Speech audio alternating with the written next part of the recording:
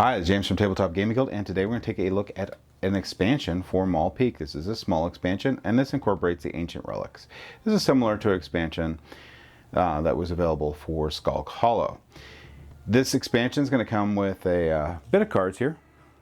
So you're going to have all these location cards, and these location cards simply are the locations that are on the map to place the stuff. Here's going to be campgrounds, camp lodge, ice flow, boneyard, forest, frozen forest, watchtower, tundra, and another tundra. So these are going to be where these relics are going to go out as.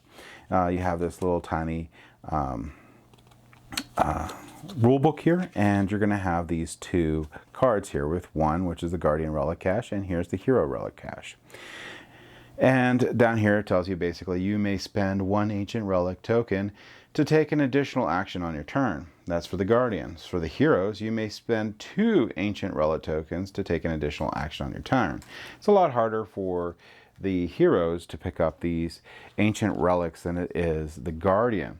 So here's a little flavor text on this mini expansion. Little is known of the lost ancients who created the Guardians.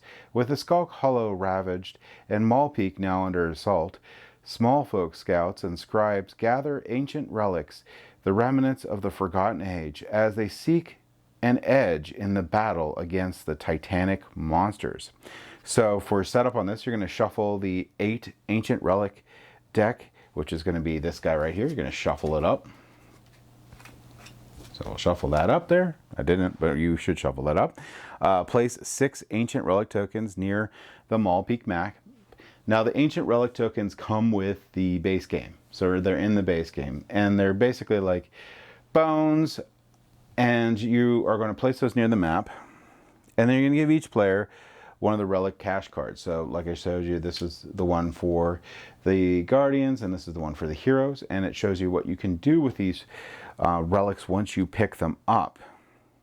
When either player takes a prepare or intensify action, reveal the top card from the ancient relic deck, which will be this one here. So in this case, it's going to be the campgrounds. If the indicated ground does not contain any figures or tokens of any kind, place an ancient relic token there. If there are no ancient relic tokens left in the supply, do not place a token. So there's, like I said, 6 ancient relics. So if they're all out on board or whatnot, you're not going to place a relic out anymore until they start to be used. If the deck is depleted, reshuffle and the discard pile. So just reshuffle the discard pile and you have a new deck to go. When a player figure enters a ground containing an ancient relic token, that player collects the token and adds it to their relic cache. Once per turn, a player may spend 1 or 2 ancient relic tokens from their relic cache to take one additional action. And this does not require any card. Spend tokens are returned to the supply. So basically what this means is you're going to be going through, there's going to be placing these out, you're going to be picking them up, you're going to put them on your caches, and you can use them to gain an extra, very critical bonus action throughout the game. So it's going to basically make you want to move around the map more. With the Grizzard, it's a lot easier to do that because you have more of them, and you have, in essence, more movement with potential with the Grizzards. So that's why it takes double the amount to gain your extra action, where the Guardian, you're going to probably move once or twice during a turn, maybe, and you're not going to get as many relics as the game goes by as the Guardian.